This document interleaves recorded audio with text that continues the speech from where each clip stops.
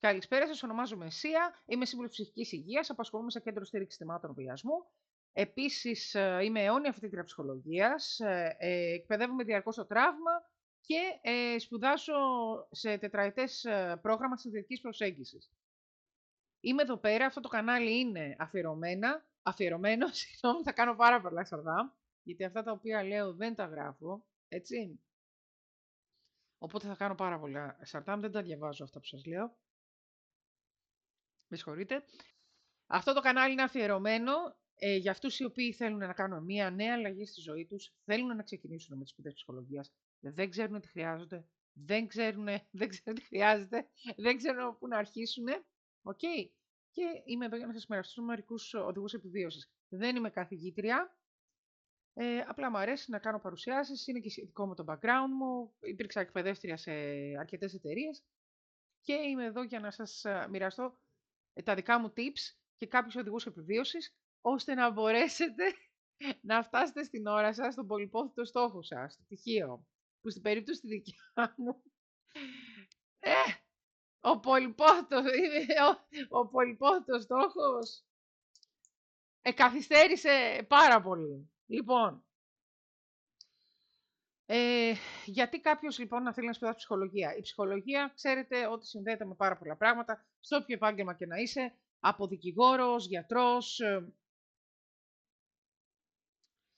δάσκαλος ή ακόμα και αν θες να κάνεις ένα career change, μπορείς να το ακολουθήσεις. Δεν είναι ποτέ αργά. Ποτέ αργά. Okay? Και κάποια δηλαδή γυναίκα η οποία μπορεί να είναι μόνο στο σπίτι, να είναι οικιακά, μπορεί να αποφεληθεί από την ψυχολογία. Στις σχέσεις της, σε οτιδήποτε. Οπότε δεν υπάρχει κάποιο maximum ηλικία στο οποίο να σε εμποδίζει. Με συγχωρείτε, να σε εμποδίζει για το πότε θα ξεκινήσει σπουδές στην ψυχολογία. Okay. Ωστόσο, χρειάζονται κάποια skills. Δηλαδή, χρειάζεται να λάβεις υπόψη σου ότι δεν θα πάρεις το πτυχίο delivery σε πακέτο cornflakes μαζί με τα ψώνια από το σούπερ μάρκετ στο σπίτι σου. Okay. Να το ξεκαθαρίζουμε αυτό. Χρειάζεται να έχεις κάποια μακροχρόνια γνωστική αντοχή. Παιδιά, θέλει διάβασμα. Μην γελιόμαστε, έτσι. Ιδίως όταν σε ένα επάγγελμα όπως είναι η ψυχολογία, σε ένα κλάδο όπως είναι της ψυχολογίας που έχεις να κάνεις με ανθρώπους, συγγνώμη, και ή ο ψυχοθεραπευτής που είναι κοινωνικό λειτουργήμα ουσιαστικά, έτσι, και έχουμε να κάνουμε με ανθρώπους, χρειάζεται να είμαστε υπεύθυνοι και θέλει διάβασμα. Δεν είναι δηλαδή αυτό που νομίζει αρκετός κόσμος ότι είναι μία απλά φιλοσοφία που έχεις δει 10 ταινίες και μετά λες ό,τι σου κατεβαίνει από το μυαλό σου. Θέλει διάβασμα και θέλει και διαρκή εποπτεία και διαρκή εκπαίδευση. Δηλαδή, αν κάποιος χρειαζόταν να το συγκρίνει με κάτι, πώς είναι η ιατρική που κάποιος χρειάζεται να διαβάζει τον αιώνα να μην, έτσι είναι και η ψυχολογία. Χρειάζεται διαρκής εκπαίδευση και διαρκό update, διαρκής ενημέρωση. Ιδίως όταν έχεις να κάνεις με τον ανθρώπινο παράγοντα, παιδιά. Συγγνώμη, χρειάζεται συναισθηματική ρύθμιση. Χρειάζεται καλό time management, χρόνο, έτσι, διαρκή αυτοαξιολόγηση, διαρκή εποπτεία, σύστημα, έτσι. Αν δείτε εδώ τον τοίχο το δικό μου, θα δείτε ότι τα έχω όλα δηλαδή σε poster και θα σας δείξω και μερικά σε κάποιο άλλο βίντεο. Το κίνητρο δεν είναι αρκετό, κοιτάζω λίγο και την παρουσίαση εδώ πέρα που έχω, και χρειάζεται κάποιος να έχει. Συγγνώμη, επιστρέφω, κάνουμε μια μικρή διακοπή. Να είμαι και πάλι. Με συγχωρείτε για τη διακοπή.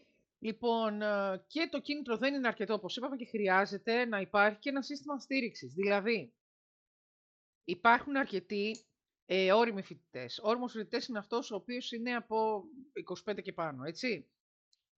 Οι οποίοι έχουν οικογένεια, έχουν υποχρεώσεις πλέον και δεν μένουν με τους γονείς τους ώστε να τους στηρίζουν οικονομικά. Αυτοί οι άνθρωποι δουλεύουν και οπωσδήποτε κανένα ποσό δεν είναι καταφρόνητο. Τα χρήματα αυτά τα οποία θα δώσουν για να ξεκινήσουν τις σπουδές ψυχολογίας χρειάζεται να αποδώσουν κιόλας. Έτσι. Ή όταν κάποιος έχει υπερβολικές υποχρεώσεις, δηλαδή παιδιά, δουλειά, γονείς να φροντίσει και όλα αυτά, χρειάζεται να βρει ένα τρόπο ή να το στηρίξουν γύρω του ώστε να πάρουν κάποιες υποχρεώσεις από αυτό ή να κάνει ένα efficient time management. Έτσι. ώστε να μπορέσει να τερματίσει. Δεν έχει σημασία αν θα τερματίσεις πρώτος ή τελευταίος στην τάξη σου. Σημασία έχει να τερματίσεις. Αυτό έχει σημασία. Να τερματίσεις, αλλά να τερματίσεις με υπευθυνότητα. Δηλαδή από την άποψη ότι να έχεις φροντίσει να πάρεις τις γνώσεις που θα χρειαστείς, ώστε να συμπορείς να αναλάβεις άτομα. Έτσι. Και γι' αυτό και δεν αρκεί μόνο το χαρτί της ψυχολογίας από ένα κολέγιο. Χρειάζεται μετά να πας και να κάνεις και ένα μεταπτυχιακό, να κάνεις και μια ψυχοθεραπευτική προσέγγιση. Αν θέλεις δηλαδή να πας προς τη ψυχοθεραπεία ή τη συμβουλευτική. Δεν είναι λοιπόν, παιδιά, ένα sprint τα χρόνια που θα περάσετε στο κολέγιο ή στο ιδιωτικό πανεπιστήμιο, να επιλέξετε ή στο δημόσιο. Okay. Έχει να κάνει με ένα μαραθώνιο που χρειάζεται να έχετε ένα τέμπο, ένα ρυθμό για να μπορέσετε να τερματίσετε. Αλλιώς και το burnout είναι πιθανό. Τι άλλο χρειάζεται να δούμε. Υπάρχει μια προκατάληψη απέναντι στους αποφύτους κολεγίων. Υπάρχει και μια θεσμική ασάφεια, έτσι, ιδίως στην Ελλάδα. Εδώ στο εξωτερικό δεν υπάρχει καμία προκατάληψη, έτσι. Το θεωρούν πάρα πολύ, είτε στην Ιρλανδία ή πας στις ΗΠΑ, στον Καναδά ή στη Γερμανία ή οπουδήποτε, το θεωρούν μια χαρά, δεν τους ενδιαφέρει γιατί όλα είναι, όλα είναι ιδιωτικά, όλα πληρώνονται. Και αυτό που ενδιαφέρει τον κόσμο εδώ πέρα είναι να μπορέσεις να κάνεις deliver. Κάνεις deliver! Τις απαιτήσεις, μπορείς να αποδώσεις στις απαιτήσεις τις οποίες ζητάει η δουλειά σου. Αυτό έχει σημασία, τίποτε άλλο. Λοιπόν, υπάρχει μια κοινωνική προκατάληψη απέναντι στο κολέγιο, σε σπουδαστές κολεγίου. Ναι, στην Ελλάδα υπάρχει μια κοινωνική προκατάληψη. Αυτό το έχω δει από φοιτητές που έχω συζητήσει μαζί τους, οι οποίοι πάνε να κάνουν την πρακτική τους σε κάποια δημόσια νοσοκομεία και υπάρχει μια διαφορετική μεταχείριση απέναντί τους, από ό,τι δηλαδή μου έχουν πει, υπάρχει διαφορετική μεταχείρισή τους και υπάρχει κοινωνική προκατάληψη ότι επειδή κάποιος πληρώνει σε ένα κολέγιο, ότι αγοράζει και το πτυχίο. Δεν είναι έτσι. Δεν είναι έτσι.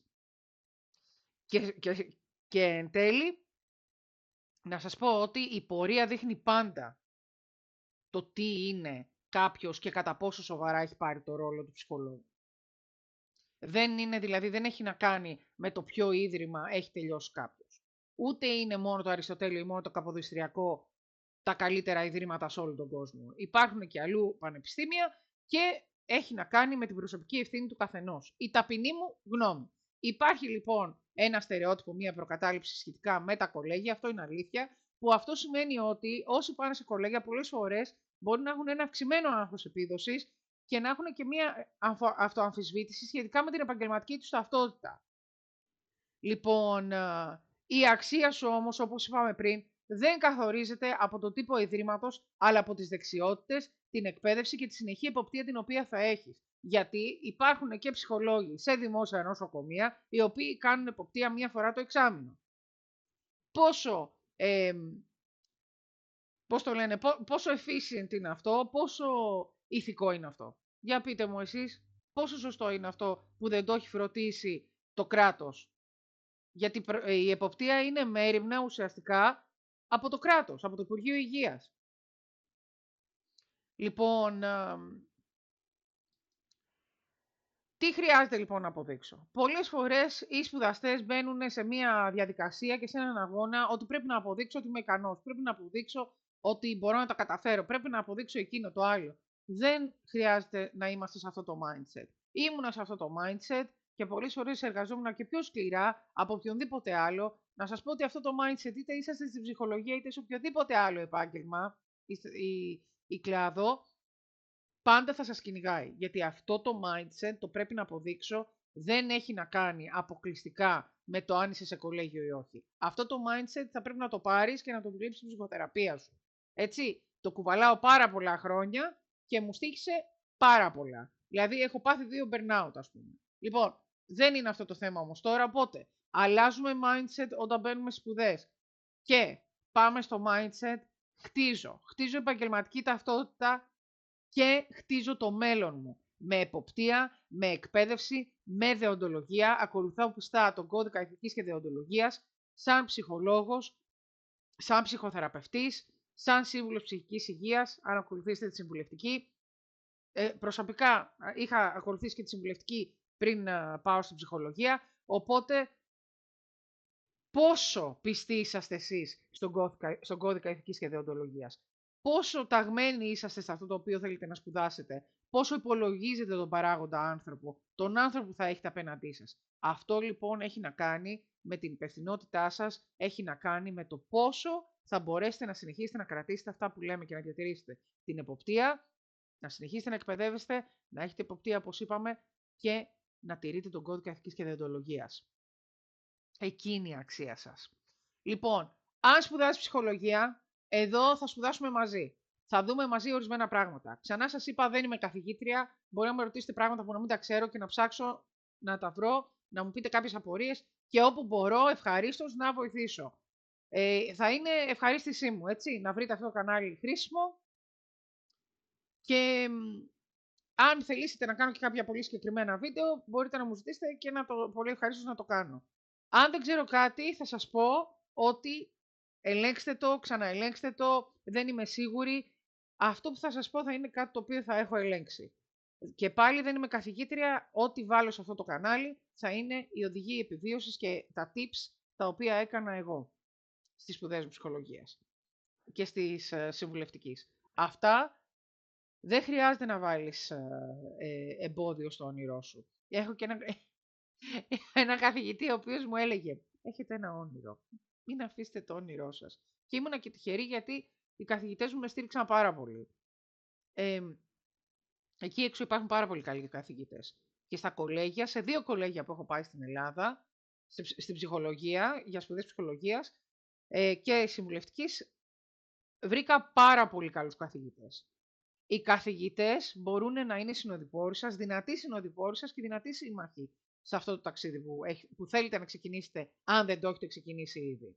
Ποτέ δεν είναι αργά και έχετε δικαίωμα να αλλάξετε τη ζωή σας και να αφήσετε το δικό σας legacy σε αυτή τη ζωή.